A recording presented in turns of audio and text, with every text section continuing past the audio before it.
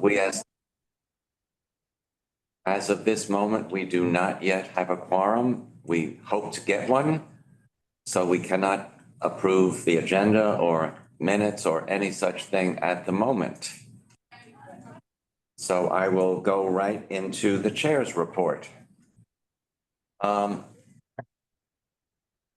Because of Lisa constantly and endlessly saying unpause the pause, the governor felt she could take it no longer and did unpause the pause. Unpausingly saying it. Unpausingly saying it, yes. Roundabout pause. Lisa finally got to her, and congestion pricing is a go, albeit at a lower rate, 40% lower, Not my fault. which will mean less dollars for a lot of projects that we hope will get moving, and a lot of them are actually going to start moving. The off-peak and the weekend and everything, as well as the toll credits for using a Port Authority bridge or tunnel or an MTA tunnel, are also lower. So that's all scheduled to begin on January 5. That is, of course, pending many different lawsuits that are still out there. And I'm going to go through the ones that, there's like 9 lawsuits out there. But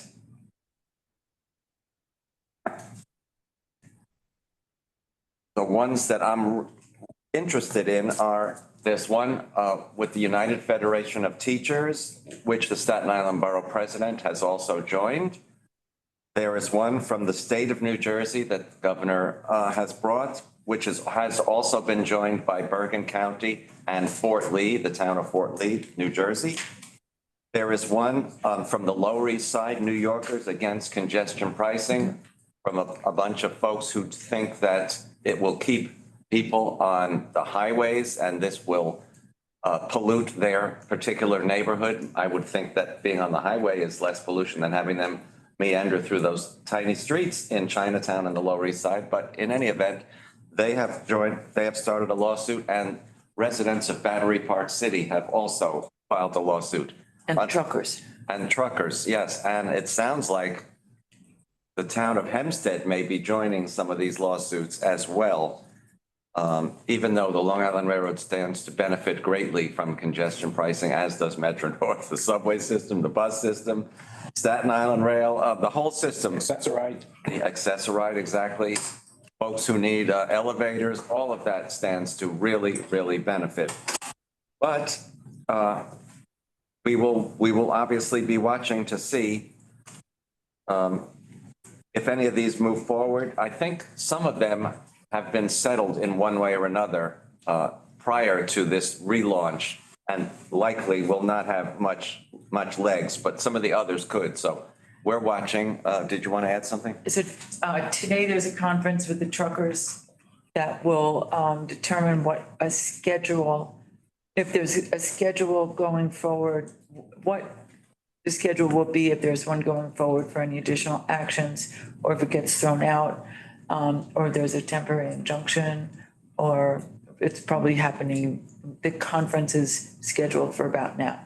Oh, and where is that being held? Federal court. Federal court, okay. Well, we'll learn a little more later today then, if we hear a decision in any way later today. We'll hear something. Yeah. What we like to call gridlock Gottheimer, the newly reelected and now running for governor of New Jersey, Josh Gottheimer, is threatening to start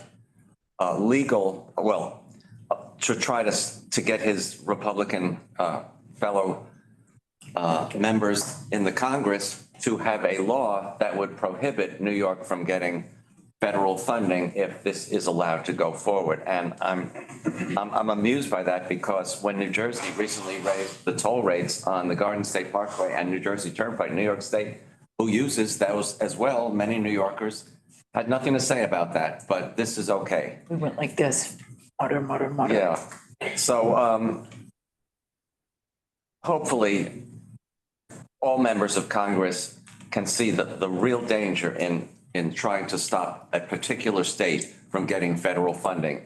Now we just hope the president-elect also sees the ridiculous aspect of that, and that could drag on in court and be totally ineffective in any event. So we will see where that goes. But projects are set to move forward that were delayed from the pause. And those projects include Second Avenue subway tunneling from 96th up to 125th and Park is set to move forward really quickly.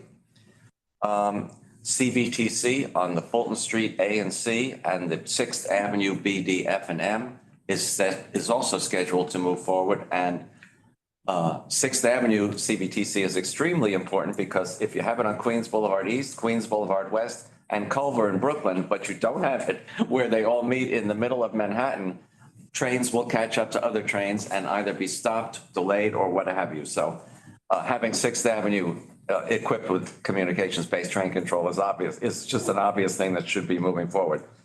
Some of the stations that were paused during the pause are set to move forward. Not all 23, but at least I think 6 or 7 are set to move really quickly forward. And that's obviously good news. Accessible stations is really important, and much needed work on the Verrazano Bridge is also moving forward immediately. Because some of the approaches on the Staten Island and Brooklyn sides need work, and other work needs to happen that have been highlighted in the bridges and tunnels meetings that we have attended. So all of that is pretty good that's happening sooner rather than later.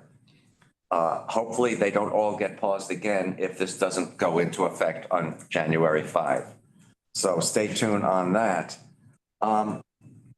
What's all the bells? It's people joining. And some whistles. Yes, Okay. Karen and Kalia have joined. Oh, wonderful. Continue as well. Hello, welcome. How are you feeling, Kalia? I'm still alive, everybody. Great. That beats the alternative. That's what I always say. No, trying the best I can. I miss everybody. Thank you. And we miss you as well. And she still looks beautiful. Oh, thank you. I heard a lot about the congested pricing, so I couldn't miss today. No, and we're going to hear a lot more when our speaker comes. Okay. One of the things I'm going to ask her is, because it's 40% less at the tolls, how is it possible that we're still getting the 1 billion a year to bond 15 billion a year if it's less, 40% less? Who's making up that difference? More cars are gonna come in. You Daniel think? had also answered that at the press conference. He had said that the governor has pledged to fund the next plan, which takes pressure off of the billion that they need to raise. For the existing plan? That was the change that he said makes up the difference. Oh, interesting. Okay. Well, I'm sure we'll hear more from Juliet about that as well. Stuart has a question. Stuart. So do you think the reduction will have an impact on the rate at which we can borrow? They've talked about that a little bit as well, that they plan. Also did a schedule. In 3 years, it goes up, to $12. 12, and then in 3 years after that to 15. So Essentially, they think that they can bond out in chunks that will give them enough funding to move all the projects that they possibly can forward at a reasonable pace, and be a little longer and a little column A and column B with regards to this capital plan versus the 25 to 29. and as I always say, nothing gets cheaper the longer you wait. True, but they think they can move stuff out as quickly as they can get it going. Do you think you want to pose that to our guest? Yes, Yeah. I absolutely do. Yeah. And you can too. No. I will too. You have that poser stance right I there. can, but So the MTA, for those that say is just thrown away money and it's just a money grab, has actually done some deficit reduction. They've done some more efficient things in to prepare for the 26, 27 years when we are back in the deficit. The bailout takes us through 26 and 20, then there's some deficits in those years. They've actually reduced that by $500 million, those deficits, which is great news. Nobody saw that coming, but that's wonderful. So they can do things more efficiently. They have been doing certain things more efficiently, and it's showing up. Combining projects, doing things more effectively, every department was asked to produce, $100 million in savings, and transit has produced even more than that, and combined with C&D and some of the railroads, it's looking good in the deficit reduction area. I don't want to derail Okay. your introduction. But a thought. Yeah. Because, we're mixing apples and oranges, ES versus capital. So have we been monitoring the impact of initiatives to reduce fare evasion? Because those assumptions are built into the budget I asked plan. that very question. And again, if we're talking about funds for capital initiatives, if there are new turnstiles that are, Hey, Dot. there are new turnstiles that are available to be. Yes, I asked that question at the meeting the other day, and actually the chair of Community Board Aids, who I saw on a Zoom meeting the other night, she said, "You asked the best question." I guess she was watching. But no, I said, in these figures that the chief financial officer and Jay, the assistant, the deputy chief financial officer, were part, they showed so much of this coming in and that going out. And I said, have you allowed for the arrival of the new fare gates in any of these calculations? Since they do not know exactly when they're coming, and that is a product of the congestion pricing dollars, they said they have not yet, but they can easily slip that in once they arrive and they see what the story is. I'm sorry, while you're swallowing, I'm going to say this. The committee books and the November plan also, which is a precursor to the December financial plan, which will be voted on in December in anticipation for the January budget, shows that there are anticipated reductions in losses. So I'm not going to call them savings because they're not, but that the actions and activities that the MTA has been taking have been, that they've seen improvements in the reduction in fare evasion on both buses and at subways and at on all three on buses, subways, and at the railroads. That there are the measures that they've been implementing. Yeah. And that there's been pretty much a radical shift in the use of student Omni cards from the swipe method. That's really, which we heard Amy talk about last month also. 39% increase Yeah. from last year with After they MetroCard. stopped selling them on social media. But both of the students that sold them, yes, and they were immediately turned off and people realized they were being suckers for buying them. Suckers. But yeah, that's, I think, an argument that the MTAs realize that they need to focus on head first, to take on, because otherwise it's just, you're talking about, well, why should we do this if you're letting all these people on, yeah. And the other part that was raised at the committee meetings, and this was really funny because of who raised it, was about the ghost plates and about blocking traffic and Yes, about that was traffic funny. and about illegal parking and this is raised by a person who was parked in an accessory spot, making the accessory vans park in the middle of the street to discharge. The one no vote on congestion pricing was It doing was that. pretty- You don't have to guess who that was. Yeah.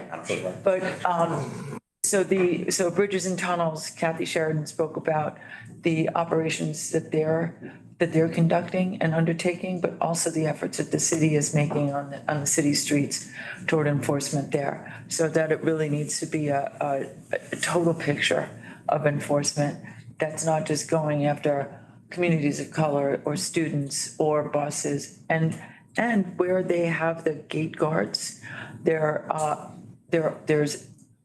seems to be a reduction at those stations. Andrew asked, well, we'd like to see, can you show us the numbers? Do people just go to the next station? I mean, this morning I went out of a station and there was, there was a police barricade propping open a emergency gate at 51st on the 8th Avenue. I shut it, but it's people will do whatever. There are gate guards in many places that did not have them.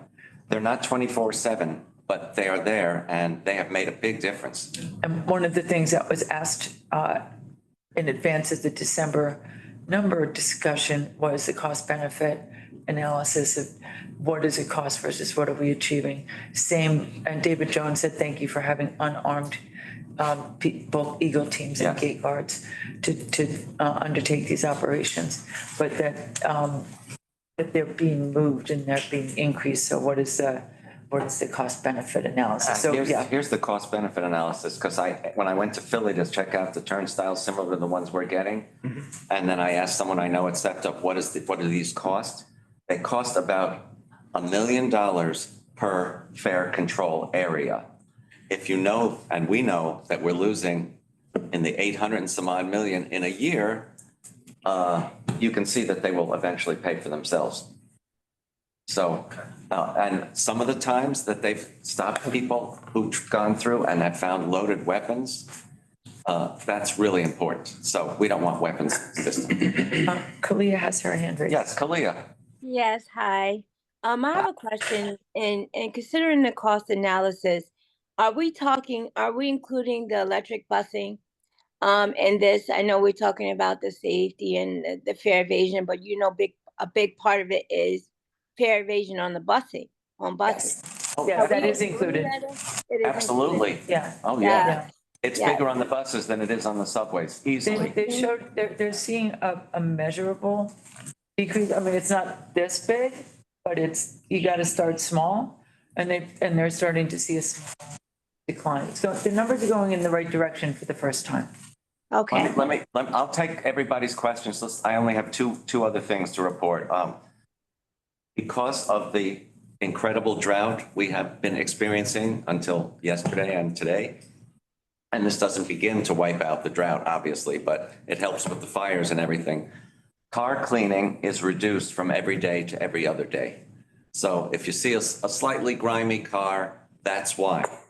That will obviously stop once the drought is behind us. And if you look at the long range forecast, it looks like we're going back to the old pattern of rain, snow, and all of that. So hopefully we will get our cars cleaned again.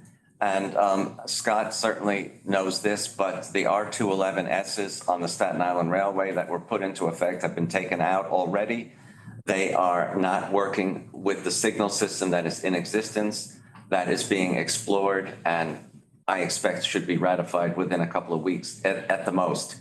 They know exactly the issue, and they got to get this back, because the cars that they're replacing, the R44s, those harken back to when the B&O owned the Staten Island Railway. So we really need to get new cars. I'd love to see new lines too, but at the moment, these cars will make the trip from St. George to Tottenville or reverse a much smoother, safer, cleaner, and more informative ride, because those cars tell you things that you might not know, what side the door is going to open on, what car you're in out of the suite of cars, where the nearest exit is when you get to the station you're at. The 211s really have some interesting features in them, and we want to see them continue on the Staten Island Railway. And that's really all that I had in my report. The good thing is it hasn't rained inside the cars in 2 months.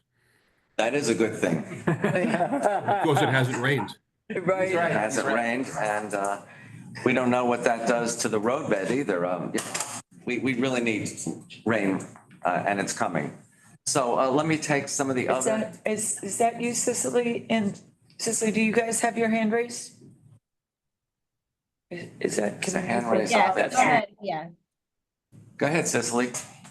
No, I think it's Mr. X. Mr. X, are you? Out here. Yes, my hand was raised. Okay. Well, it doesn't look like your hand, but go ahead, ask the question. Okay, so my question is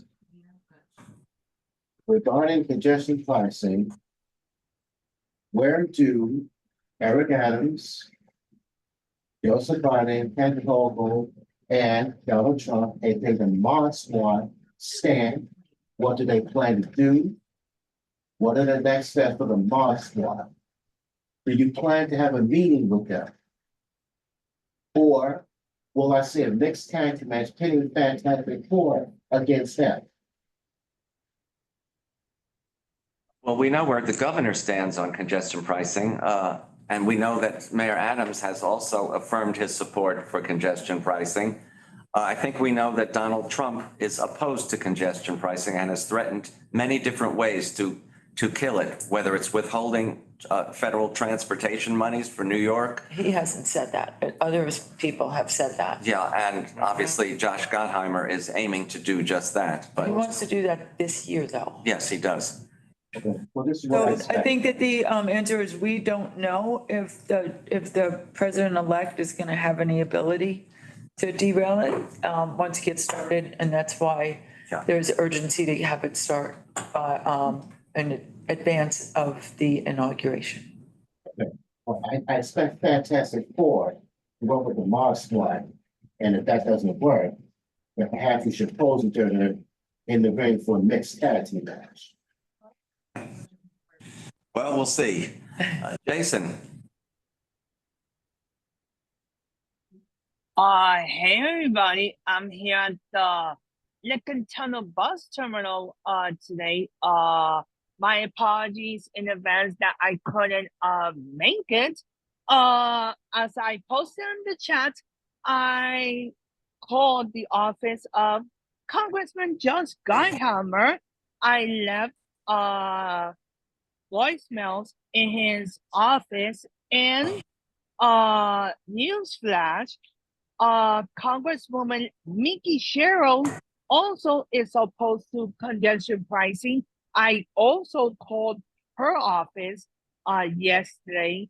I spoke to one of her staff members to indicate that it is concerning that New Jerseyans are opposed to congestion pricing because it is a pure coincidence that the same day that the governor announced this, the Port Authority announced yet again their annual toll increase due to inflation. And 5 advocates, Andrew, were at the, let's say 3 of them, were at the Port Authority board meeting, which the board approved unanimously to introduce in January the reduced fare for PATH for people with disability. And right next to you is Chris. That so I don't know what New Jersey is thinking, so they should rethink what they're doing, because this could have a ripple effect on those who are here in New York and in the Garden State. well, Mikey Sherrill is also running for governor, so it's expected that people who are running for governor are going to be opposed to congestion pricing, obviously. So yours truly, to wrap it up, will be making phone calls on both sides of the Hudson, including Mike Lawler, to express our frustration and to tell them, hey, we need congestion pricing, and we need more accessibility, and we need funding for the capital plan as well. You know that Mike Lawler's on the same side of the Hudson as New Jersey, right? Oh, exactly, Andrew. And and he should know that Metro North serves his side of Yes. New Jersey. Albeit not as well as the Right. east side of the Hudson, and we all know that, and we'd like, with the final eventual, if we can get it through, Bergen Tunnel built, then Rockland and Orange counties can have a 1-seat ride to Penn Station as well. Good luck. Absolutely. So we have, hold on, Jason, I'm sorry, we have a quorum, let's, we have- Am I a quorum now? yes, you are. Yes. Oh, Congratulations, you're a quorum. well, that was one of the, reckon. actually. Can we Okay. get approval of today's agenda? The quorum Yes, approves, yes. yeah. All right, the minutes. Has everyone had a chance? Make a motion to Yeah. approve the minutes. Second, All right. all in I'm glad I could. Thank you, thank you. Thank you. You're official now. All right. Maddie, you're next. I just wanted to say, under the open meetings law, since we have a quorum, including at the publicly stated, at the stated publicly, other alternative Man, I'm having publicly trouble with that. accessible location, even our remote members count toward a vote. Okay. Okay, yes, Did it is. everyone understand that? Because we surely don't want to hear it again. It was not easy for me to say. I could see that. Could the quorum just say something because why I am late and something good and something bad? Just let me get to the last person whose hand was up, and then we'll get to you. Maddie, please Thank ask you, your question. Andrew. Well, I do agree with the congestion pricing with the lawsuits because I know there's multiple members of Congress like Mike Lawler, Josh Gottheimer, even Mikey Sherrill are opposed. And even in my side of here in Long Island, because they had a press conference at Sand Hill Park in Wantagh where I live though, and they're for some of the breaks of congestion pricing. Now you're going to have these clowns in Congress that's going to vote no, no, and no again on public transit funding, and then Trump chose Sean Duffy to lead the Secretary of tell me about it. Transportation. Yeah, and you know what? Even Mark Herbst, who's a former Republican member of the New York City Assembly, voted yes on congested pricing. David Mack was the only no vote. Yep. Yeah.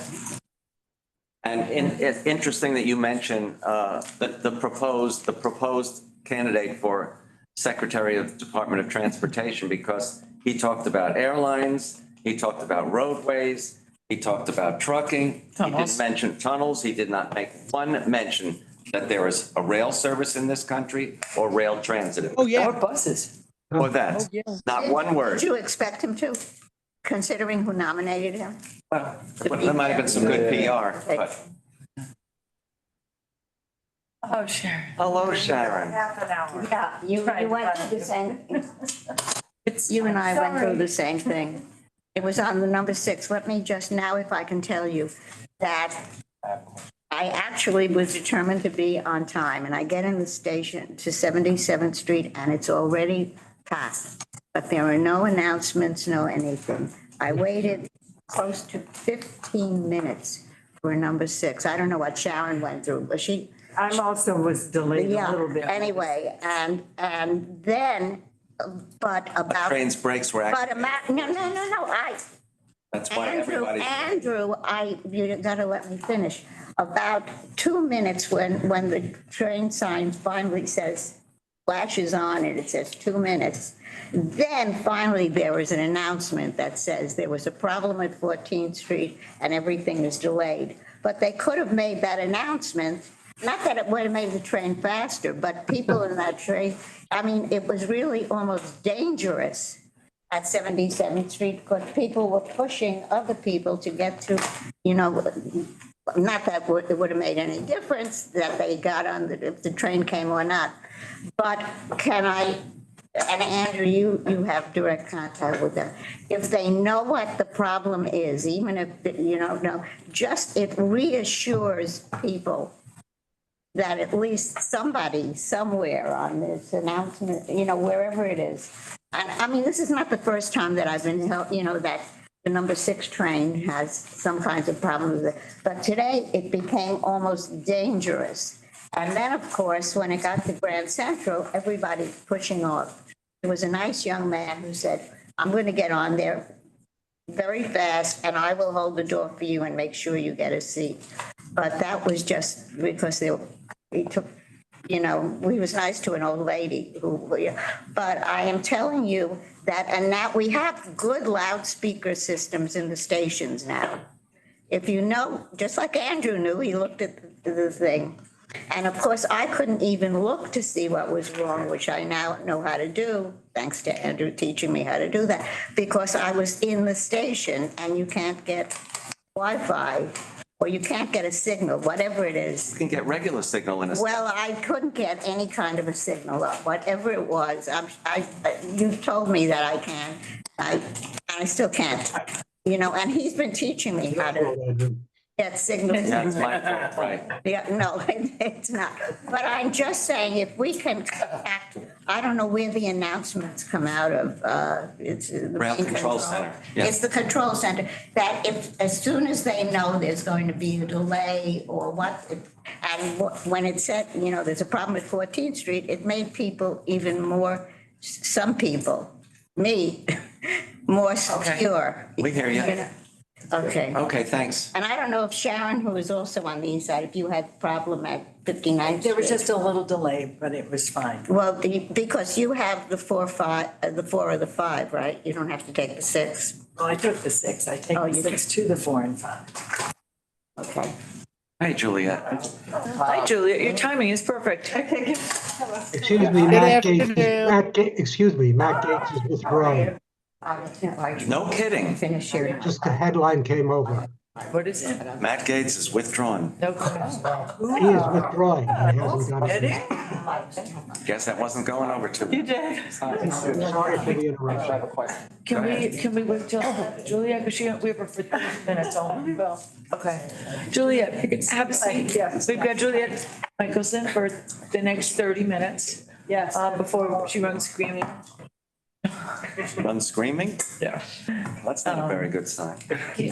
Better be not, we need to keep her safe. Don't worry. Yes, Juliet. I need to stay sane. Sane and stay. Yes. Yes. Which you really, for the job you have, having had it, I know that to just say that you're saying, congratulations. Sometimes you don't think that it's. We're all very excited about the restart of congestion pricing, and we're fortunate to have Juliet Michelson, Deputy Chief, MTA External Relations here to give us some more info on how it proceeds, where it goes from here, the pitfalls, the surprises that we can't predict, but all yours, Juliet. All right. Good to see everybody. To be perfectly frank with you, did not prepare remarks. I can talk about this all day. So, Tell us what you told us at the board meeting. okay. So, and I brought talking points in case they're helpful. Yeah. Do you want us to pass them out? Yeah, sure. I like talking points. And she was great at the board meeting. I'm putting up with, what's the name from Long Island? Oh, Yeah. David Mack. You have the patience of a saint. Okay, so it is great news that we can finally move forward with congestion pricing. The plan we're moving forward with is really the plan that was developed in the spring, okay? There's just this additional dimension that instead of going from 0 to 60 on day 1, we're going to be phasing it in to, get people sort of used to the idea, understands the benefits that are gonna come from the new toll. So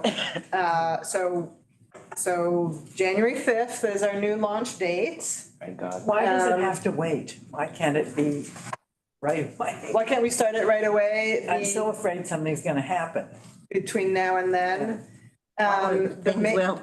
We need to give people more people a chance to sign up for discount and exemption plans. We need people to understand how the program is gonna work. We had started that public education campaign in the spring, but not completed it. And then, we need to staff up for the customer service centers. There's just sort of, you get the machine going again. Honestly, getting it going again in 8 weeks is already gonna be, it's already slightly terrifying how much needs to be done, but we'll get there. Okay, so the plan, so January 5th is when we're starting it. It's gonna be, same as last time, midnight between Saturday and Sunday. And the toll will start at 60% of what had been approved in the spring. So for cars, that's $9, but trucks will also pay 60%. Non-exempt buses will also pay 60%. Crossing credits will also be 60%. Everything will be reduced across the board. That pricing structure will last 3 years, and then we'll do 3 years at 80%, and then finally at 100% starting in 2031. We are you know, the benefit of doing it this way, other than we're not reopening a whole big public dialogue about who gets exemptions and what is the appropriate level of tolling, et cetera, is that we don't have to do additional traffic analysis. That would have, I mean, we just don't have to. Because it's the same exact toll structure, just at a reduced impact. So from now until then, as I was saying, you know, we have to do a whole lot of public outreach. We have to make sure that all of our infrastructure is working properly, that the back of house systems are working properly, fend off a few lawsuits. Today. There's one today, yeah. So, yeah, that's sort of the basic. And then, you know, we have to have like this group's efforts to keep positive drumbeat are key to the success of this program. I mean, you know, I think just confidentially in this room, like, it was very effective, the work that you guys did and all of the other transit advocates did over the summer and the fall, explaining why not doing congestion pricing was a real missed opportunity. It's much harder to keep that drumbeat when you're like on the side where things are going your way. But really, really important to do. It's only 7 weeks. You know, any resources, staffing, money, whatever that you guys have to get op-eds, get social media, get, you know, in-person lobbying, virtual lobbying, whatever. I'm sure you're doing everything. We advocate, we don't lobby. Advocate. Yeah, we don't do lobby. Correct. Could I, Julia, can I? Very helpful. Way to Yeah. lobby. It was my understanding, and I just want to clarify, for you to clarify this, that the reason that we had to wait until January 5th was because of the time that in the legislation for public comment.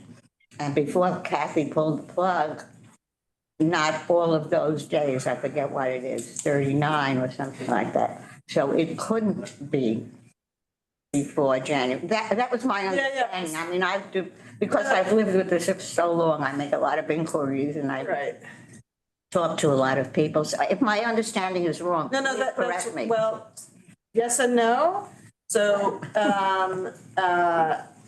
it's not public comment, like we're not taking comment, it's public education. Oh. So but that is what I was talking about, where we have to be telling But the people, time period update is your specified, right? Yes, so the law, this is not a NEPA requirement, this is a New York State law requirement that 60 days of public education occur. We had done 40 before June 5th, we're doing 48 now. So, you know, well over 60. So it's called public education, not public comment. Public education, not public comment. Yeah. Thank you. Did the legislature do they have to do something when they reconvene? No, No, so that wasn't part of the delay. no. Definitely, they didn't want to. Some of them wanted, some of them. Surprise. They don't want to, And the we don't ones want that, them to. the ones that wanted to make changes to it, it was like, no. Right. In terms of the reevaluation and the sign on the VPPP, Yeah. have those been signed and done and? No. We have been drafting them in partnership with FHWA, as we did last time. But they're still, you know, the lawyers are still. But it's concurrent with the public education. Oh, yes. We expect them to be fully completed in like days. Great. Yes. We finished questions, I can ask a question? Yeah. No, because as I've been seeing this on the website and studying it up for accessibility, part of being the outreach, active member outreach, what I'm seeing is a lot of people are like, some people are excited because they can get the exception, but is there a way we can see signs or postcards mentioning about disability or senior getting these deals? And the last time I mentioned this to you, I think we were supposed to do it in June. Yeah. And we was gonna get some postcards or stuff or signs to say how to get the accessibility Okay. discounts. Yes. Okay. So all of that machinery is picked up again. We're about to announce this afternoon a whole series of webinars. Some are gonna have a very broad audience. Some are gonna be targeted to particular constituencies. So I think there are at least two webinars targeted specifically at people who might qualify for the disability exemption. You know, kind of describing, like walking them through the process. It's not a complicated application, but always good to make it even easier. And then we'll have postcards and signs in the subway. And the railroads. And the railroads and all of that, yeah. If you do get some, can you send some this way so I can send it out too? Yes, yes. I mean, I heard from somebody in the railroad world that they said, well, you mean you can get an exemption if you live on Long Island? I said, well, if you're disabled, then yes, just no matter where you live. Yes. Correctly. So I think that there is some education opportunities outside of the city. Yeah. But also it's been 5 months and people forget. Yeah, totally. We have a hand raised, which is Mr. X. Okay, can you hear me? Yes. Okay. Regarding congestion pricing, I opposed it for another reason. I feel we have all these highways that are county congested. It doesn't mention about charging drivers money.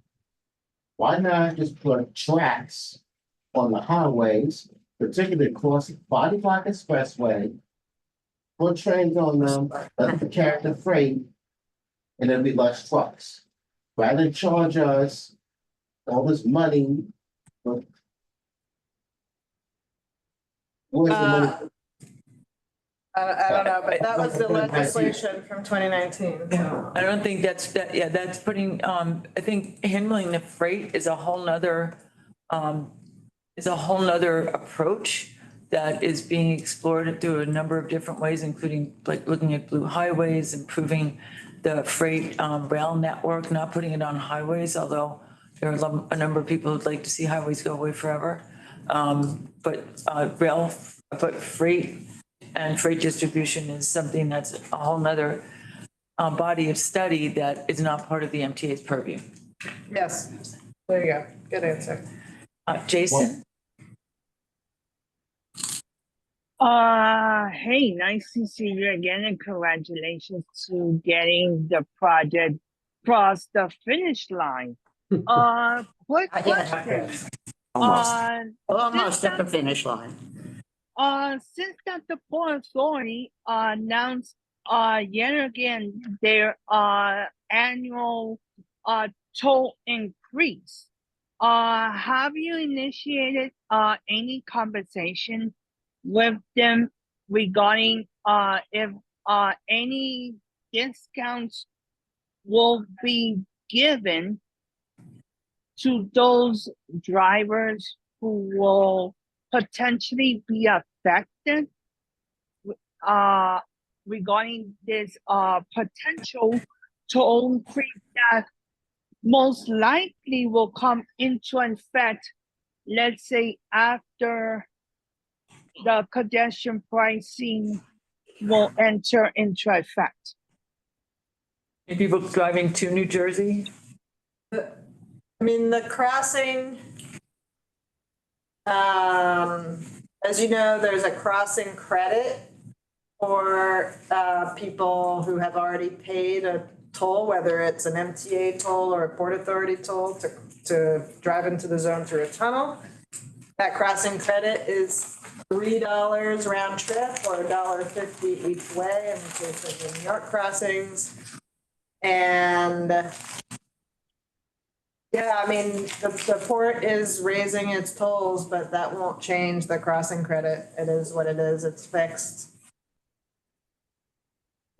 Because Julian, as we know, every year the Port Authority raises their toll due to quote unquote inflation. Sure.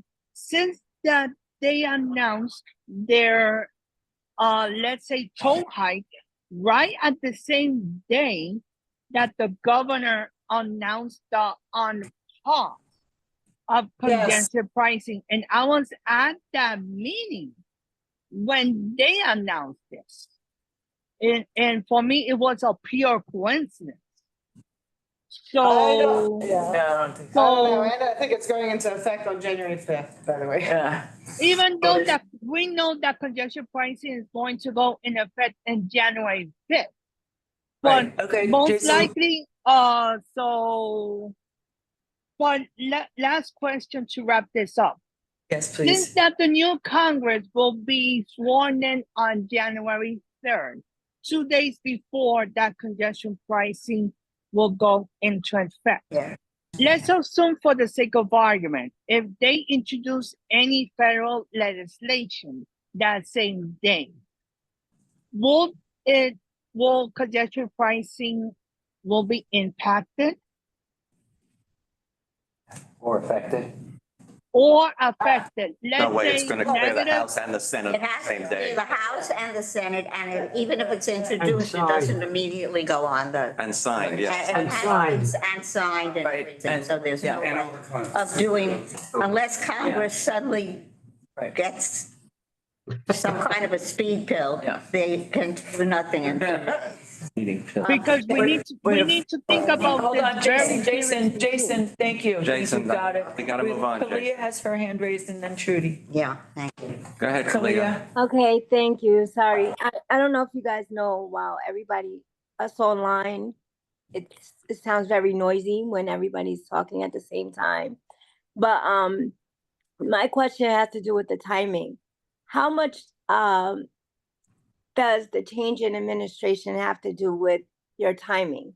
You know, when you were talking about the education for the public and things like that, how much did the change, because you know the inauguration of our president-elect comes January 6th, I believe it is. No, January 20th. January 20th. January 20th. How much does that play a role in us getting this done, so much done before that day? Does that? Yeah, I mean, look, you know, we're not a political organization. We run trains and buses and Of course. transit, but like, we're not idiots either. Trump has said that he would not allow this program to move forward, so yes. So that's it. So before Trudy, before you answer, so I'm sorry, I just want to make sure. So are we trying to make sure we get this stuff done before that happens so that? Yes.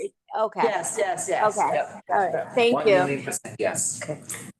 I had a question, but before this, let me just well, it can't be off the record because we're being recorded, but wearing my political hat or my knowledge of the political situation, let me put it that way, because being here, I don't have a political hat, but my knowledge of the political situation, there was an absolute movement, and I know this from the governor's office, from everywhere else, to get it done as much before January 20th. Of course. As could be. And the reason that it was the 5th, and that, of course, other people have said, well, why didn't we do it right away as soon as the governor called it off? And we get back to in the legislation, the time period that had to be for public education and all the rest. So that's, okay. Now can I ask my question? But I just wanted to clarify for Kalia and anybody else that obviously anything done by government usually, and especially at a time of changing governments, has something to do with quote unquote political. My question or my comment is, that we keep on referring to the fees, the congestion pricing fees, as tolls, or some people do. And somehow toll has a negative, at least people that I speak to, has a negative connotation. So I'm wondering if we at least should make it a point to refer to it as fee rather than toll, or has that question come up, or am I being too paranoid? That we did spend time thinking about what to call it and ultimately decided that toll was actually the legally most, the easiest to defend, that we were charging a toll as opposed to. A fee? Well, we also are charging fees, but those are like late fees and things like that, right? So if you're charged a toll by mail and you don't pay it, then you get charged a fee. That's a fee. But now I forget, the other options were, I mean, these decisions were made like a year and a half ago now. It's not a tax. Was definitely not a tax, but we had talked about maybe a Oh, because I don't remember. charge or a, anyway, there were other things, but the law says that we're allowed to charge a toll, and so we just Oh, is the decided, word you know what? toll in the law? And it's a toll road. And it's a toll entry, so. Oh, okay, because for some reason, and especially But I hear the you. media plays it up, you know, the toll is going up in this Yeah, bridge or I hear this that. tunnel. I hear that. And the MTA's toll is, you know, it's, I don't know. With everything else, I We don't have know. one more question. Are there any members? Did we want to ask about the bonding? Yes, the bonding question. Just, some of our members were curious about the bond, what the bonding schedule might look like after the, congestion pricing is up and running, and whether the phase-in will have an impact on how quickly bonds will be issued, how much. Yeah, I mean, so as you know, the law said 15 billion over the course of the program. It did not specify a specific revenue amount for each year. The assumption had been $1 billion. With $15, we'd gotten to 900 million, which was like close enough. The revenue projected at $9 is more like $500 million for the first 3 years, and then 700 million for the next 3 years. And that means, as you, Brian, correctly point out, like, it's just gonna take a little longer to get some of these bonds going, or sold, I should say. The reason that the reason that is not of major concern, as long as it's for temporary, right? Like, it can't be $9 forever, that would be a problem. But is that we're about to hopefully get a fully funded 25 to 29 plan. The governor's expressed her very strong support for that. And so if that's the case, there will be plenty of work. I don't need to do here. I don't need to remind this group that there's only so many outages and service disruptions that we can handle here. So, we will be doing all the work that we're able to do anyway for the next 6 years. The difference can be made up. So the difference will be made up. We'll be able to do 25 to 29, just a little more on the front end, and then, it'll sort of balance itself out. How soon can the bonding begin? That is a great question, and I don't know the answer to that. I'm not sure. Okay. But I imagine that investors would want to know themselves that the program won't be canceled by a Trump administration. But I don't know if they'll be reassured after 2 months or 6 months. I don't know. Thank you. Isn't All that right, I'm afraid I have to run because we're Thank you so signing. much. One of the things we have to do in the next 46 days or whatever is sign up the taxi and FHV companies. Yeah. And so I'm Oh, about they to have meet to with sign one. up for it, don't they? Well, they have to sign up for a per trip charge. And Aren't they mandated? we have to a do that? call. No, they're not mandated to do it. I mean, they're mandated to pay, but instead of charging them a daily charge, we want to give them the option to pay a smaller fee for every trip in the Yeah. zone. But that And it's per ride, requires. it's the rider. No, that the pays it. rider pays per ride, but. And but that requires I thought they a were contractual mandated. agreement, so that's okay. We have a call with them at 1. Have fun. Good luck. Thank you, everybody. Good luck. Oh, thank you for coming. Thank you so much. Stealing your pen. Oh, Take yeah, care. my hand was Take right, care. but that's okay. Bye. Sorry, thank you. Over email. Thank you. Andrew, going back to your report. Yes, you have a question? Yes, one thing that, what I've been seeing is, going to Staten Island Rapid is, since I was there, I know Brian was with us as well as Jason.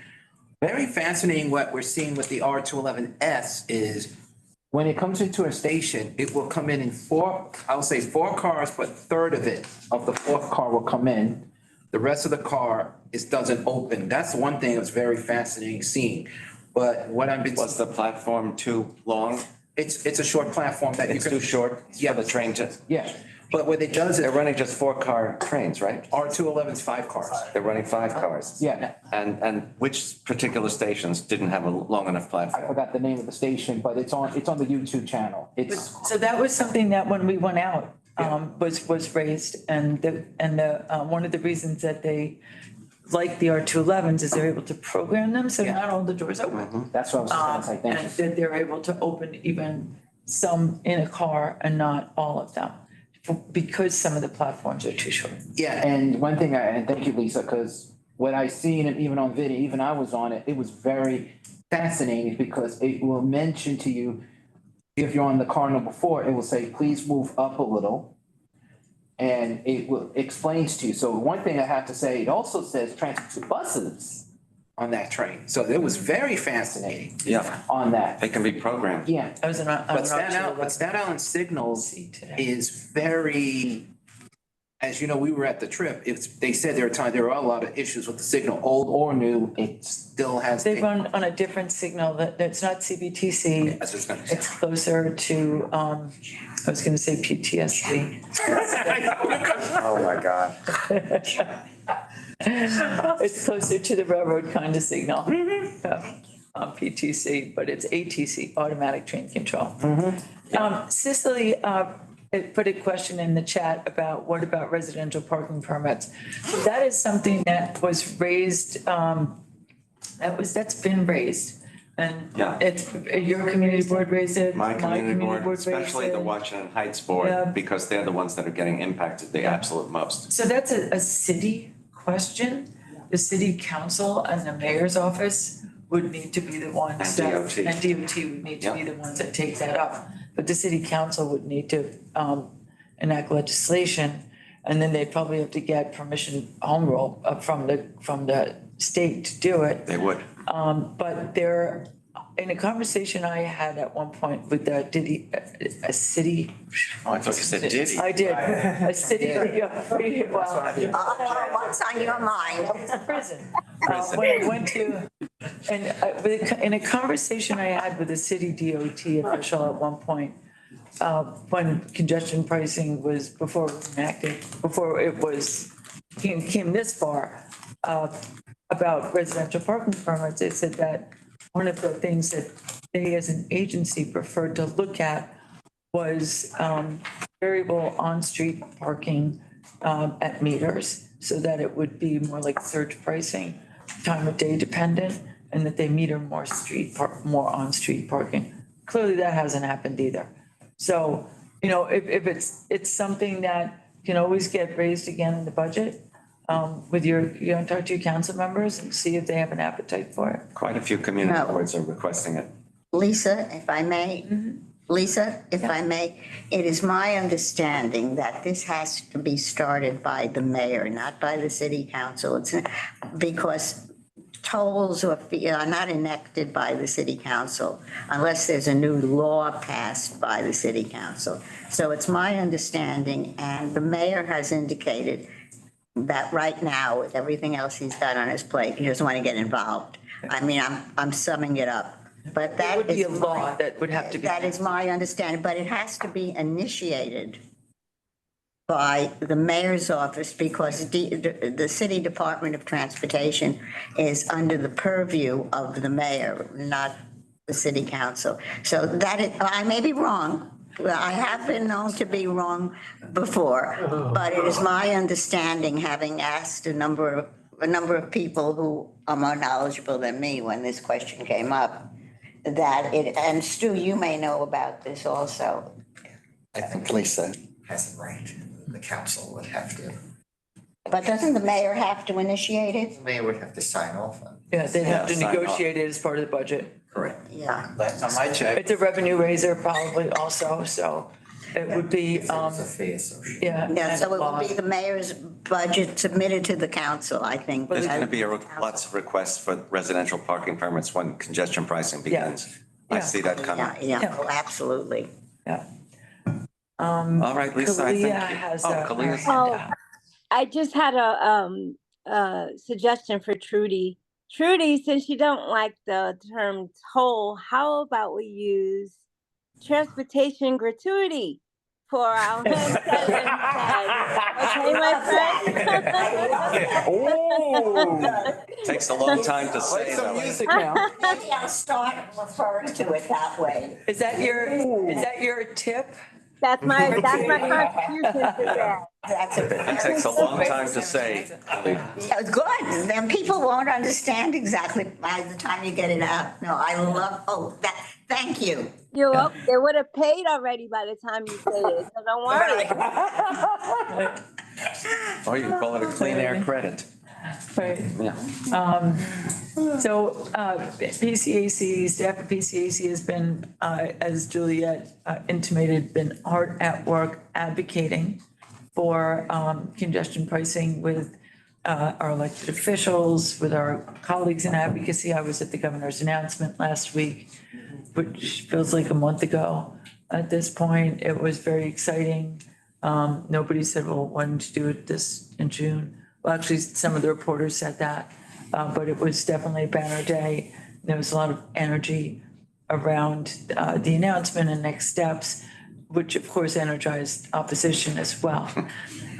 There are our office, both alone and with our coalition, are planning the op-eds that Juliet mentioned, but also some other actions and activities. We held a press conference. We participated in a press conference that took place between the committee and the board meeting, super committee and the board meeting on Monday. That was attended by Jerry Nadler, Anthony Simone, and I think Brad was supposed to be there, but brushing his teeth, but was not there, but Borough President Reynoso was there.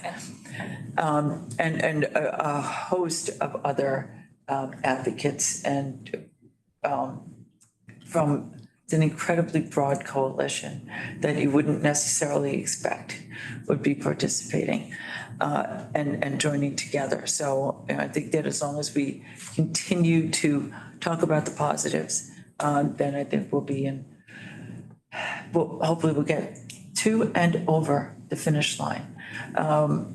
We are working on a number of different projects as well. First, I want to say the MTA is holding open houses, including tonight, for the next capital program. Tonight is in Brooklyn at Borough Hall from 4 to 8. I'm going to try and make it. I don't know that I'm going to be able to make it, but it would be great to have some participation from folks. Christopher will be there. I don't know if you're. I have my general board tonight, unfortunately. Well, it starts at 4. I gotta prepare for the general board. 4 to 7. Yeah, 4 to 7, thank you. But there, as these come up, we are trying to have as much of a presence there as possible. It's, to support the next plan.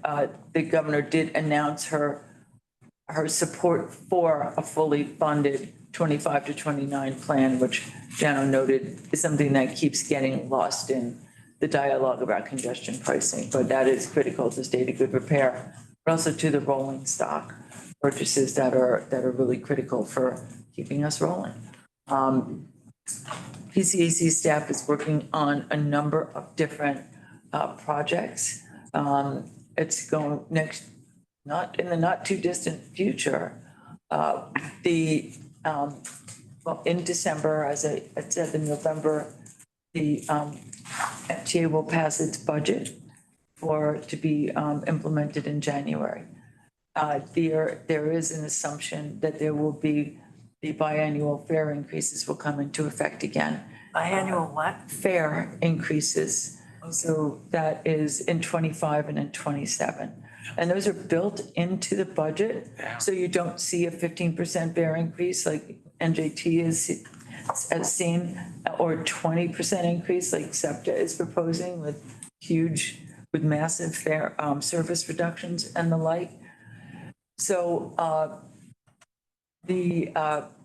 as you know, last year, as many of you, not everybody knows, we had made a series of proposals that actually made it into Senate One House legislation or Senate One House bill on some fare discount proposals. And that is in progress again. Jack's hard at work toiling away with my red pen. It's much easier that way for me. But the team is really very engaged on looking at ways to ensure that there's equitable access to affordable transit, not just in the city, but around the region. To that end, the team was at the Fair Fares press conference on Tuesday, seeking an increase, thanking, it was held in advance of a somewhat delayed city council action, I think,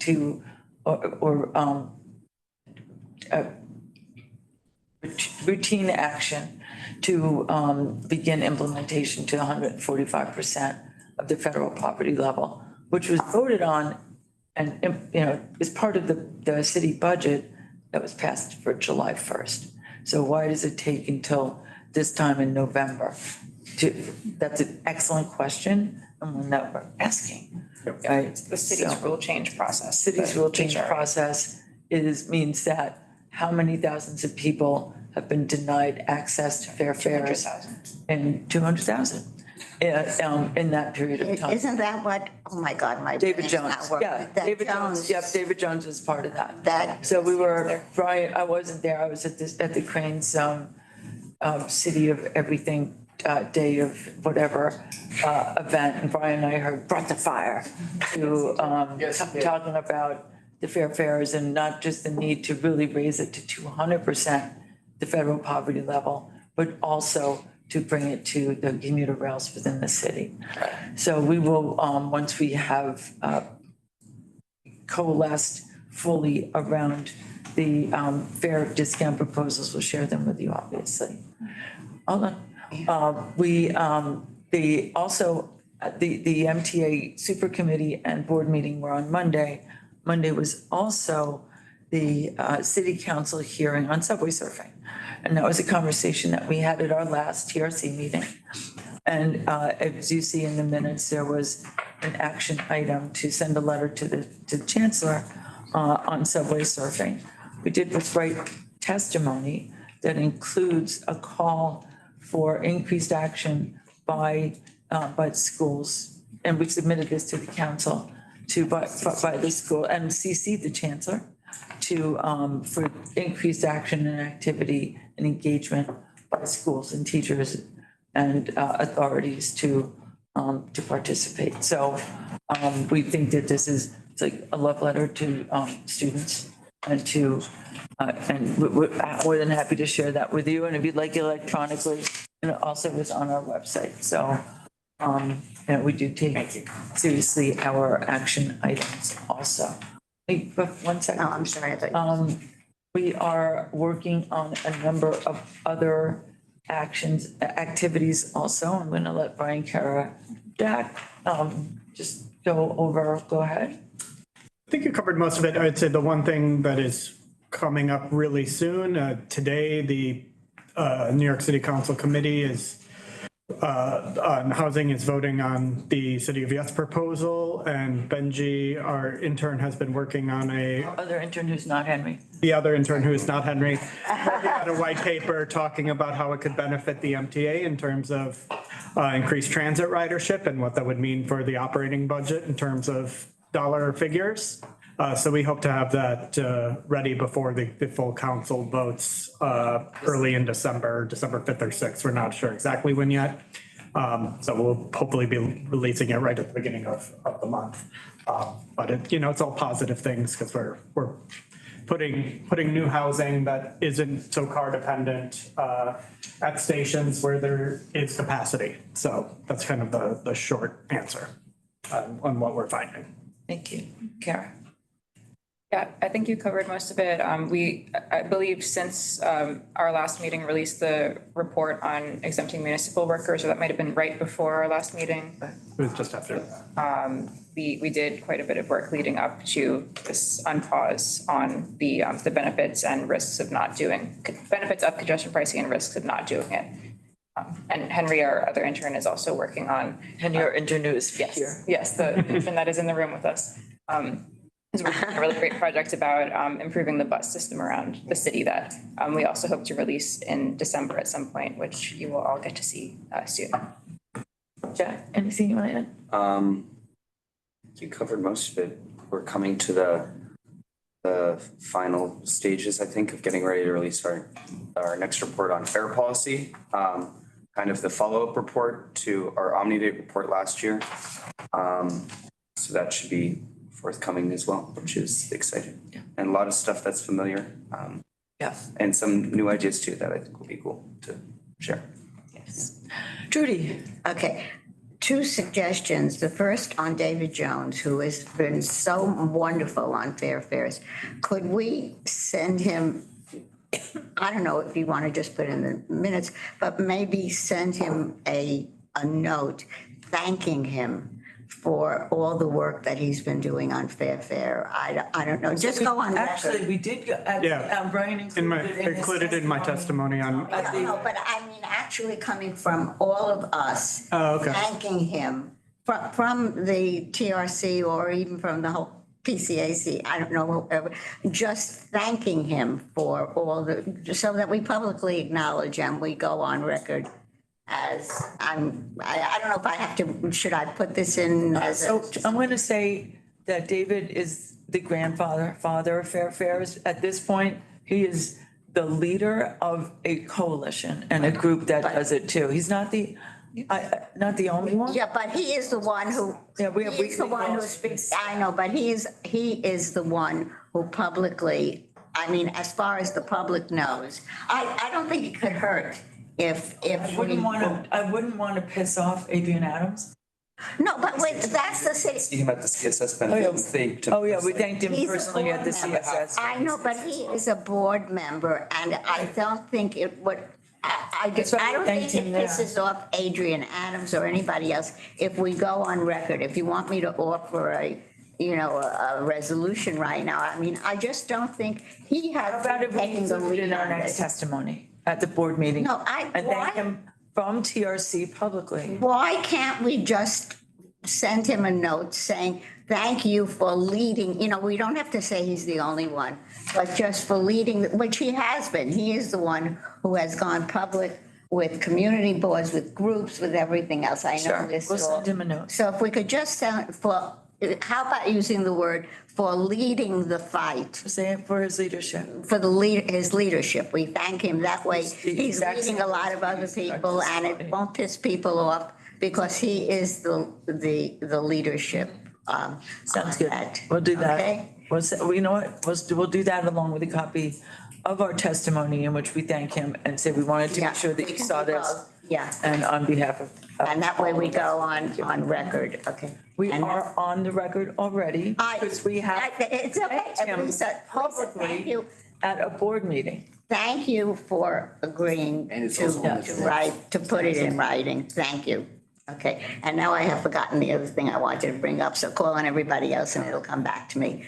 Christopher, and then I'm going to answer Kalia's question. Actually, go to Kalia's All first. right, and I'll- Kalia, I don't know, I mean, Andrew, I don't know if you want to answer that. I have a question. I didn't have a question. I'm sorry. Is my hand You up? put it in the chat. So we did have a conversation about the private security guards and fare evaders. And about a look at if there are problems that you're aware of, I know Mr. X has had one specifically, but I think the MTA has found that they're beneficial. Absolutely, To they have. reducing fare evasion, and that they're doing a sort of ROI, cost benefit, look-see, that they're gonna be talking at the next, about at the next, meeting. ROI meaning? Return on investment. I would say the best way to phase them out is to stop fare evasion.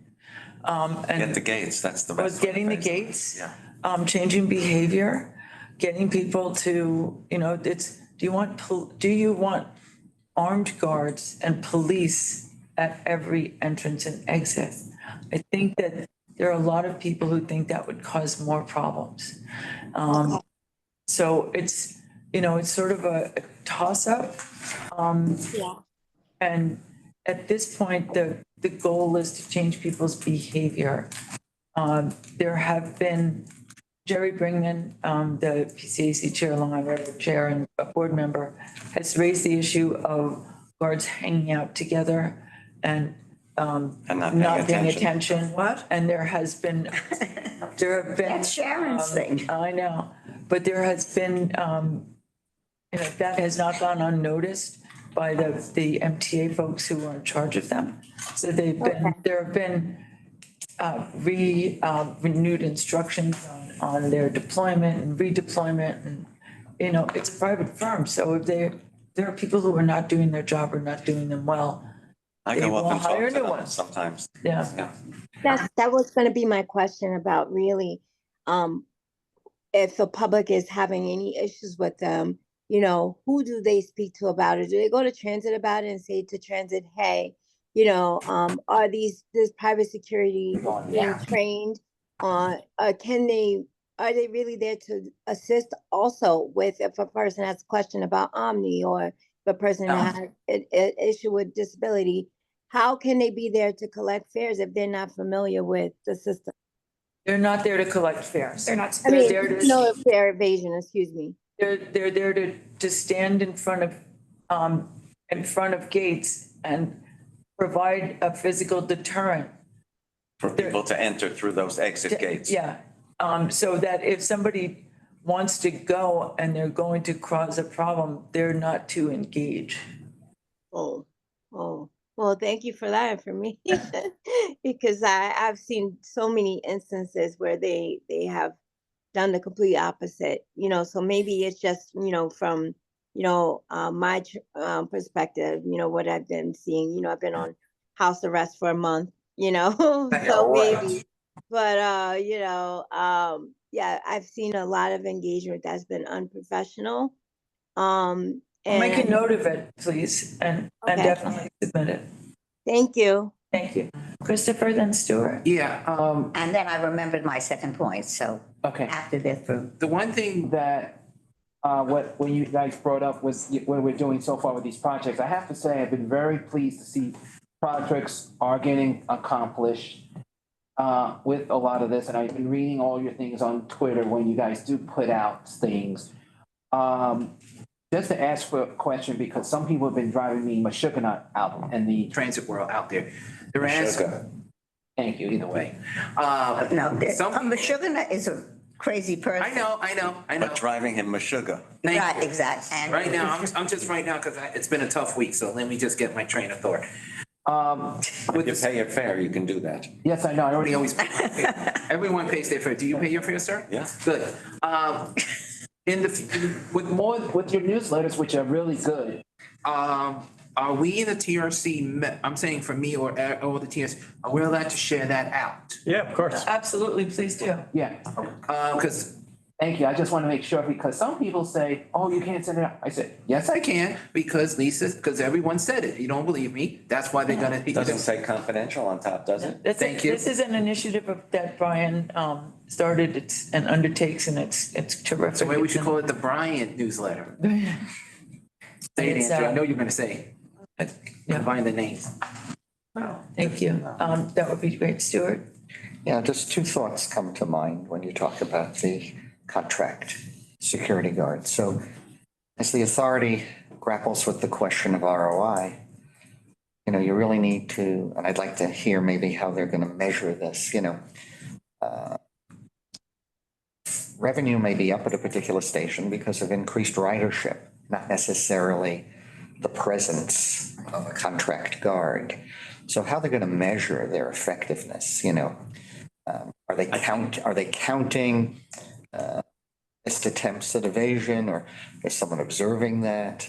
I haven't seen that, but how they measure their effectiveness is one thought, and I'd like to know. The answer to that is, Yeah. they know by the turnstile counts, if a turnstile has all of a sudden gotten much higher at the placement of a guard. But it could be attributable to other factors, and that's what I'm saying, you know, because we're incentivizing using the transit system. The region of the United States, and then we have the classic, the rodeo silhouette. What's The happening? cool thing about our kids' booths is we actually have.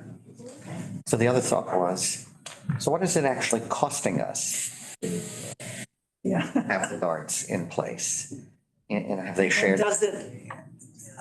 How does it balance against what we lose? Correct, you know. I think they really need to answer those questions if they really do the ROI I analysis. think it was like 1.5 million, I think was the initial contract. I think they expanded it, but I don't know what it is now, but. I mean, if that's the value of the contract, so be it. What have they expended, you know what I mean? Because we can look at. There were different incarnations as this unfolded because you were using a combination of sworn uniformed officers and guards at certain stations.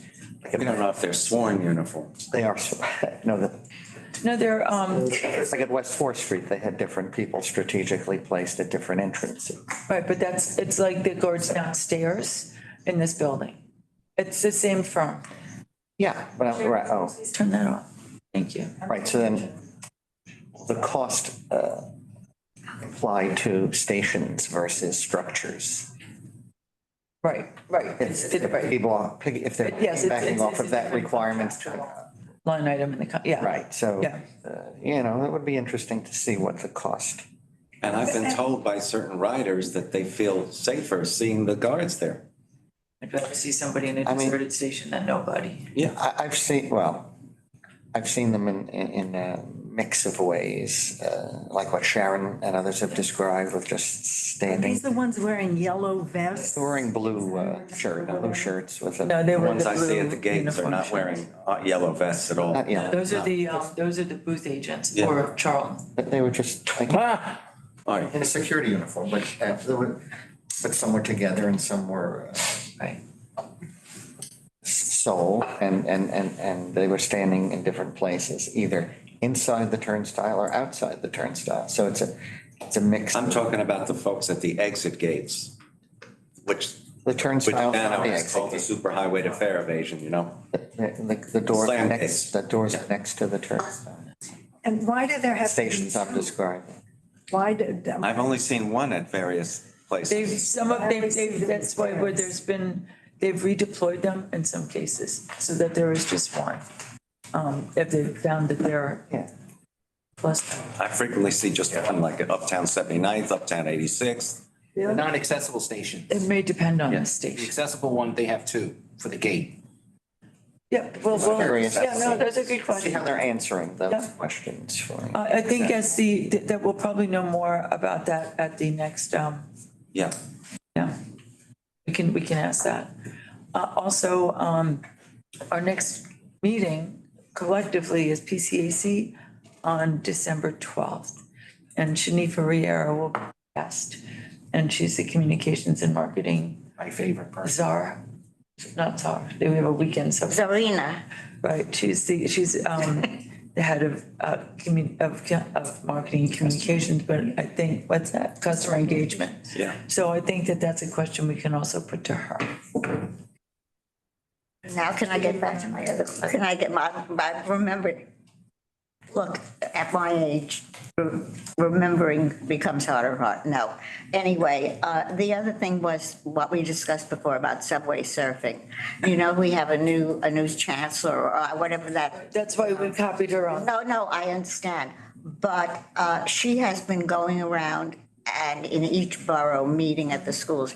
And there are times when I can't get, because of my condition, so I just watch these things on television. And she has at her first meeting, which I believe was in Brooklyn, she brought up the question of subway surfing and what they're trying to do because they're losing students. So again, I'm sorry for giving you guys extra work and putting together these things, but it might be something to let her know that we are also concerned about subway surfing and that we've done, and we appreciate her. Again, But that's why we're gonna send her the testimony. no, I know, but again, just before, just a person, I always With a find note, that a letter- did I neglect this? We're gonna send it to her with a note. Yeah, Yeah. okay, Not just with a here. note. Yeah. With a note. Because it was I did really see that. good Thank you. so we're sending two notes, one to David Jones and one to, her name is Maria. Melissa. And we'll mention that we appreciate her. focus. Yeah, exactly.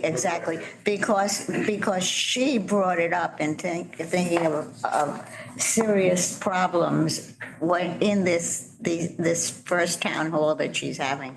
She brought it up too and asked all of the parents who were there to warn their children about the dangers of doing that. Because it turns out that, which I don't know if we know that, but that TikTok does a whole thing about showing what fun it is. Yep. To do subway surfing. Yep. And what have you. So I learned this from this wonderful new chancellor that we have now. So, MTA's worked with TikTok to get those taken. Yeah, right. You can say that out loud.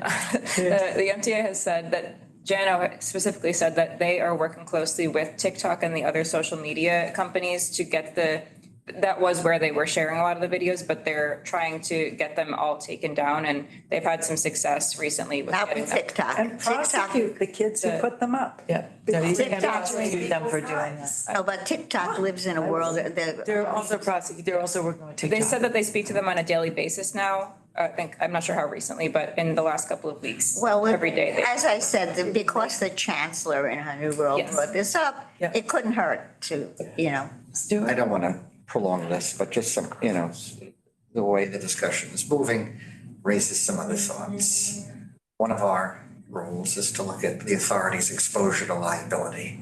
So I'd like to know how many suits the authority has received because of these deaths.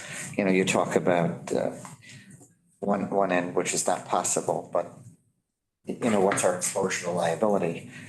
Because we may not be doing enough. The press, not us. I would say that that's Not a us. great question to ask Shanifa in December. Hold that thought. Or someone else could. I don't think they're gonna say, I'm happy to ask all your questions. I don't think that they're gonna tell us how many lawsuits have been brought against. It's public information. Some public ones. It's public Yeah, information, there's but some public the ones. answer is if they paid out already, if it's pending, obviously, but they could tell you the potential, I'm suing you for $1 million.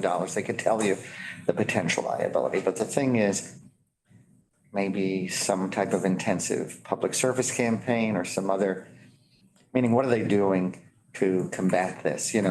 Talking to the media companies is one thing, but, within system or within schools. And their police are using drones now to. Right, so meaning, I think, if they're serious about that. So here's the picture I took today inside my subway. Subway surfing kills.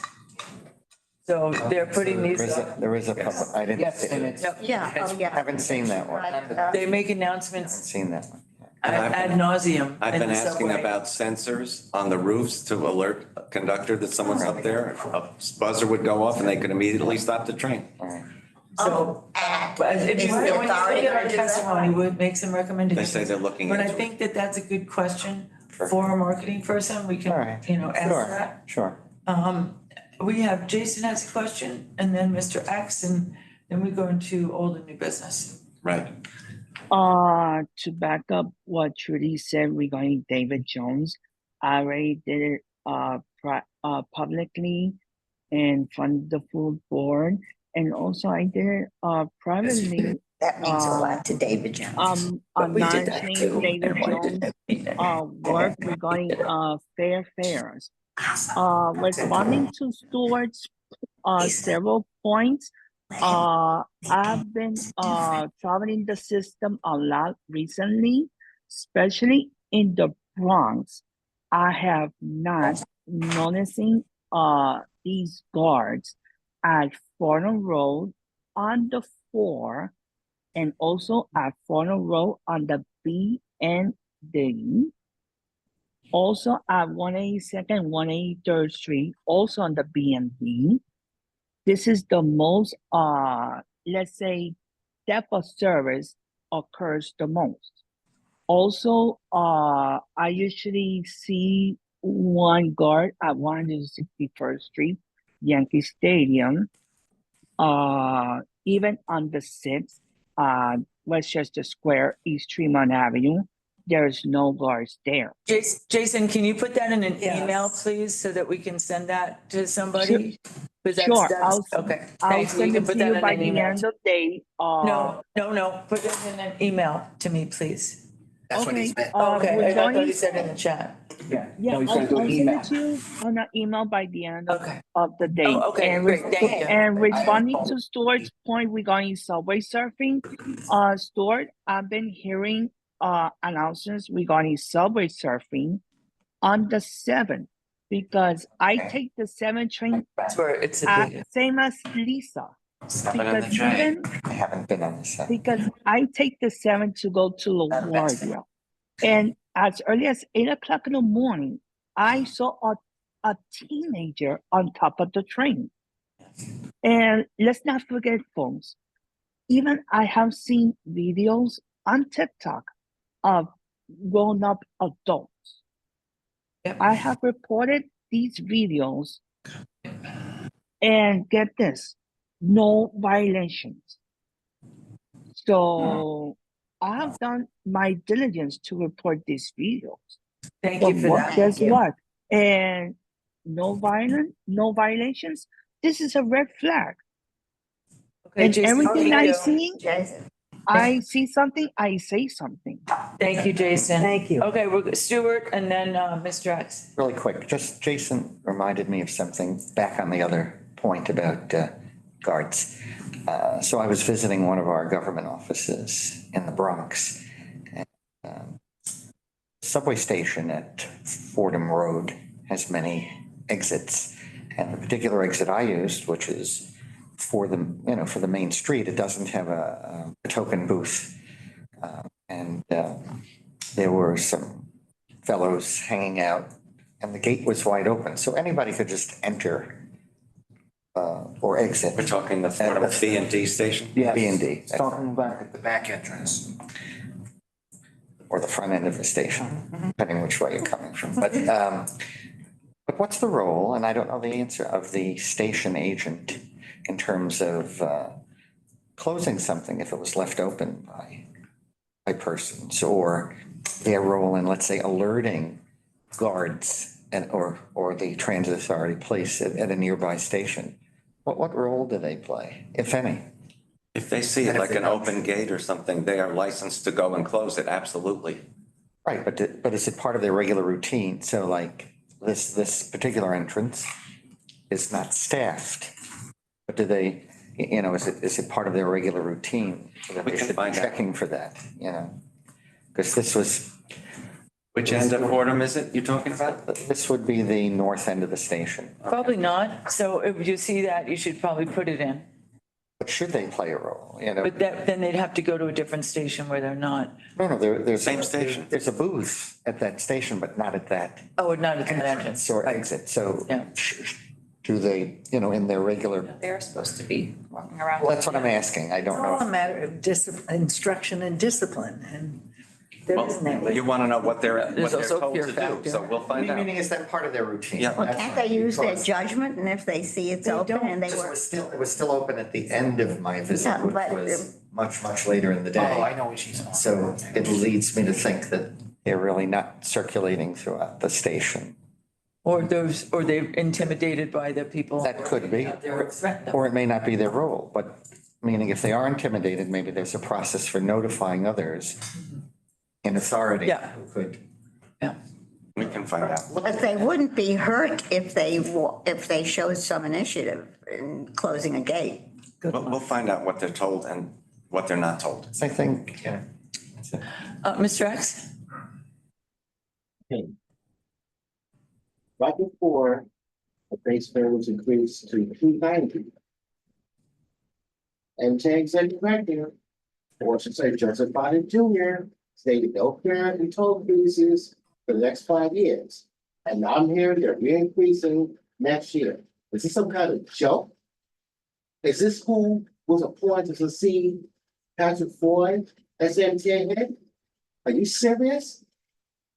Tells us one story now and then tells us another later. I don't find that amusing. I'm sure some don't appreciate it. He spent more time dance like a blockhead. If you first dance like a blockhead, he should wear the outfit that's fitted. He's getting on my nerves. He spent more time playing on my last nerve. I don't have time for this.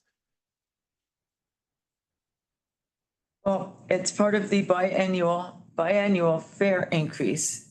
So you can expect it every other year so that you don't see a 15% change or 20% change. It's part of what they enacted following the summer of hell, right? So that there would be. Many years ago. Yeah. So the fare would be. So that there would be consistency in increases and that you would know what they are. So they should have said, no fare and toll increases for the next 4 or 5 years. And then turn around and say there'll be increase next year. I don't remember anybody saying no fare increases. The governor said that once during, she said that once and then she would. COVID. And during COVID, and she was actually, the MTA had to dance like a rockhead because that wasn't exactly, that was a little off script. That's what I'm saying. It was nothing more than anticipated.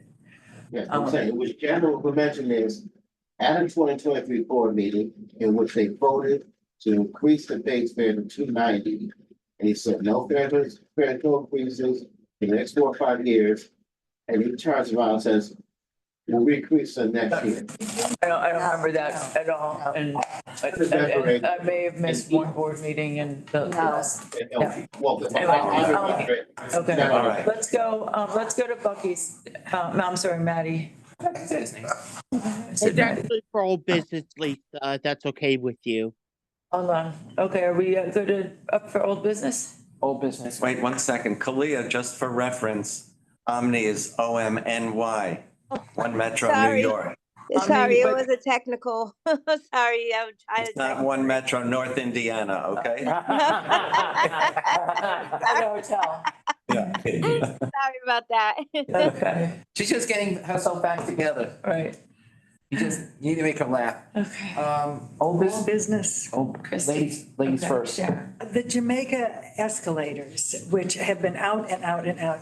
The last time I was there were 18 people with suitcases waiting for the elevator, the one elevator, which serves both the E and the J. So it goes up and down, and people are going to the airport where they have schedules and planes to catch. Can nothing be done to speed up the repair of the escalators at the Sutphin Archer? Church? Yes, Andrew. It's a disgrace. Calm yourself, Chris. Defending you. Calm yourself.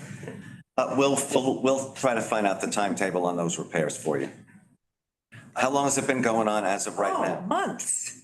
Is there signage indicating an end date to it? It doesn't matter. I mean, our sign said June 30th and it turned out to be a week ago. Did it say the year? Huh? Yeah, exactly. No, is there a sign though to give? I don't know. There are all these big blue We'll look into it. things. Sutphen Archer. But I mean, that's the JFK air train. That's a very busy, the elevator is necessary. Of course. Let's see. Or the escalators make a huge difference. Yep. We will find out if that can be sped up in some way, because obviously it's major importance of travelers. But it's also to add, because when I was heading to the Capitol, I was on the E, as Sharon discussing it. It blocks the conductor to clear the train doors. What Capitol are you talking about? First station, Jamaica, not the last stop. That's a Capitol? It's a Capitol because this is what the conductor said. It's a Capitol that she can't see to clear the doors. Because there's so many people mobbed waiting for the elevator. And I did take the picture, I put it in as a complaint because it was a safety concern. And I have spoke, and I got a response back that during rush hour, they're supposed to have someone down on the platform to remind the people that wheelchairs and walkers, strollers have priority first. Because there was a wheelchair on the platform, getting off the train, he or she could not got off the E train because any close street getting off to that train was not clear. Okay. So I was just wanting to let Sharon know that I did see that I was on the E. We'll find out. It says here, there's capital replacement. If you see a big blue box, that's replacement, not repair. And it says Tuesday, December 31st. Till the end of this year. Busy holiday travel season. We'll have major. It also says 2 of 6 escalators are out of service. Well, there are 2. Where are the other 4? escalators, but- All right, let's go on to other old business. I have the original old business. Go ahead. Andrew, if you have a chance, we do need to be clear with the Omni vending machines. I did send it to Carr on a video because it was a little hard to send it on email. People are confused to where they see there's a 7-day pass, which we all know. I already know that's the answer, but I just wanted to be shared so we'd be alert on. That they put in $34 for a new Omni card plus $1. We know it's $35. They're thinking to get the weekly snap of the finger. Like once they first tap, it's a weekly. I know that you have to do 12, 13 trips and you get a free weekly. That I know. But not everyone knows Every that. ride within 7 days, over 12 rides is free. But, so what, I don't understand. So what's the there's problem? Okay. Because it starts on Sunday and ends on Sunday. No, No, not that one. No, when you, let's It say. doesn't happen anymore. It's any time. It's your first ride. But so what? The machine shows, and I did send it to Carter. When you press, the price Yeah. says 7 days, it's 34. Let's say the person gets a new Omni card, it's $1. They're thinking the weekly starts once they do their first tap, just like It does. It does. It does. not every card is working properly. Chris, so I think what you're talking about is it probably shows $290 deducted from the card when you use it. Yeah. That's because it functions the same way as the fare capping, where it still registers as your first 12 rides. It will just stop charging you after that. Yeah. So that's just how it functions, No, but. I understand what you're saying, and I'm trying to say it because it's been a very tiring week for me. I know that we're all saying it correctly, but I just think that education levels, we need a little bit of information that needs to somehow encourage people, like sometimes newsletters, like not just ours, but MTA, because I know Caitlin's listening. Can we have some education on it a little more? Because not everyone understands it, and some of the customer service centers are trying to explain it, but a lot of them are asking for brochures about it more. You tell them to go on the website, they go, huh? And that's what we're seeing. So you mean something about explaining fare capping and how it works? Yes. So that's a great thing to bring up to Shanifa. Yeah. Yeah. I would tell her that we've got lots of questions for her. Yep. Okay. And Richard, your question about charge history on the Omni website. So they took that away because there were issues with Anyone could see it. stalking? and fear of harm, of harm to individuals, because it wasn't protected And there was some issues too. information. So I think they have to figure out how to protect it. Kate said there was a fair capping short. Thank you, Kate. That would be Okay. great. A video, that would be great. Maybe it would be good to post something like that on the machines or something, or on the. Exactly. Just listing the benefits that starts when you do your first tap. Oh, look there. Or something with a QR code so you could see how it works, so Yep. people could download. Tap and cap. Traffic. I like that, yeah. Okay, But let's, yeah, so I think the trip history would be once they fix the glitch. That's what I was mentioning a second ago. Yeah. There was been issues with it. 'Cause we let's take some other old business. Stuart. Did we ever get the cleaning schedule or still on the tickler? Are you talking about West Fourth again, or? No, I had asked if we get the general schedule of. It depends on what station we're referring to, I think. They don't all get the same level because they don't all have the same traffic. Right, but they were gonna provide you with the schedule. I don't have it yet. They've been a little up to here, with everything, but It's been a while, I will get it. but on the good front, Fulton Street is certainly getting significant attention. They mop it every morning. That's great. The non-center end, the William Street end. Yeah. It's clean. No, I pass through there frequently and West Fourth Street looks a little better. Just where the guards were. Good. 34th Street looked fairly. Which 34th Street? On the end and. Herald Square. Yeah, okay. Dante, did you have a question? Oh, are we still in new, old business? Yeah. Oh, I just wanted to reiterate that, previously in the previous meeting, I had brought a resolution from our board stating that the Franklin Avenue Medgar College station should definitely, well, hopefully would receive some type of ADA accessibility enhancements in this upcoming capital plan. I brought that up with Hugh and he said, thank you. He will put it into a list of the next group. So. Yeah, and I spoke, and I have mentioned it to, at our last, exec meeting for ACTA. And just to share that, it wasn't just that stop, also President Street as well. Yeah. Because according to Community Board 9, as Q has it, you guys did mention that station as well, and. Yeah, we also. Franklin is obvious. And Winthrop, because it's near Kings County Hospital, was also mentioned. Right. Winthrop Street? Yeah, Winthrop Yeah, Street. yeah. I'm lucky I'm saying any words today. I'm not saying mine very well. See, makes me feel better. Maddie? Yeah, in relation to old business, it's in relationship to the 25-29 capital plan.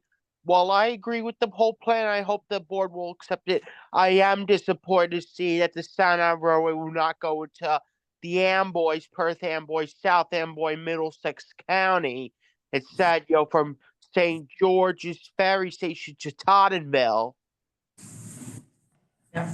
No, I agree. Staten Islanders could use a lot more service. Yeah. Particularly their major airport is Newark Airport. There is no way to get there by public transportation.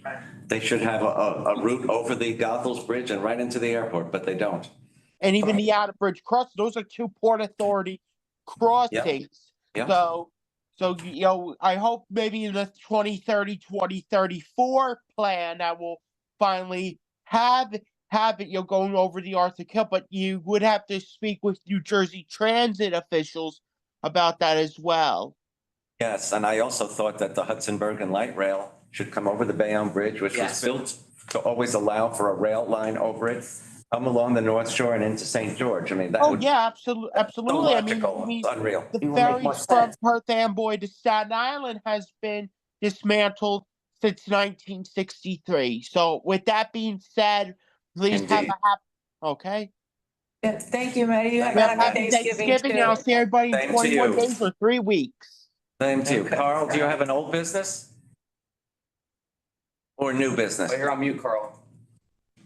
Or no business. Carl, if you don't unmute, it's no business.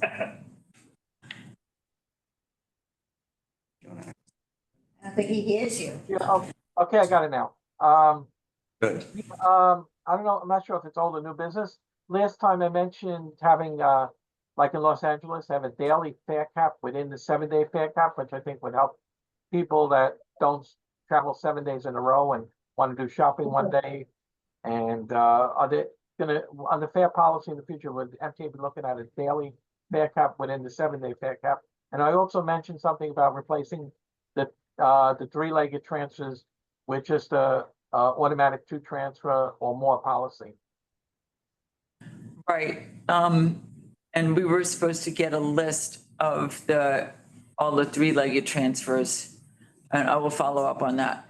And others have suggested that, as within 2 hours, just you can transfer as often as you need to. Which is sort of what she said, but I think it was only in certain stations, but I'll follow up with Amy. And then how do people know Like, about it? I used to support like unlimited transfer up to 2 hours, but then the lady said that when somebody takes that first transfer and there's a three-legged, the 2-hour clock starts again. Yeah. But, All right, thank you for reminding me. I'll follow up with her. All right, let's go to new business, since we're running low on time. Yes, and I want to say some new business. I guess Christopher Grace has new business. Yes, I have I'm sorry, everyone. Normally, I know everyone else wants to go first, but this one's extremely important. As Jason mentioned, as you may know, and I did send this out, if you didn't, I'll resend it out.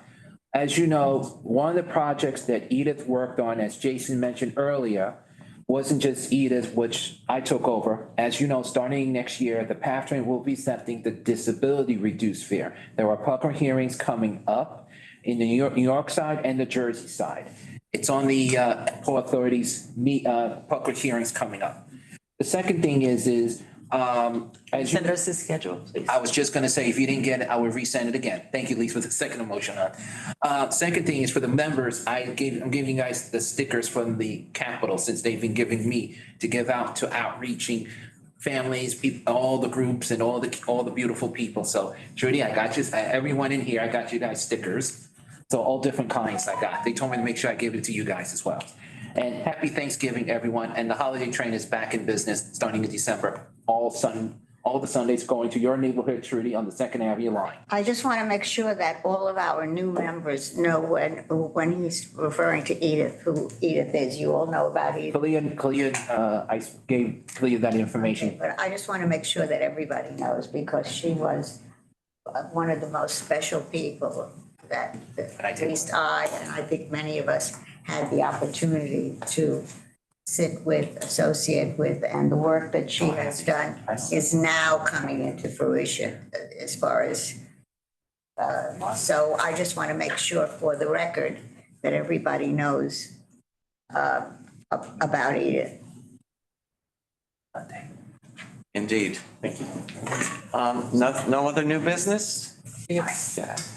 Seeing- Mr. X, take us home. Take Mr. X. Take us home. Okay. Thank you, everybody. Eddie, I have old business and you just. Go ahead. You've got 3 minutes. Please, Eddie.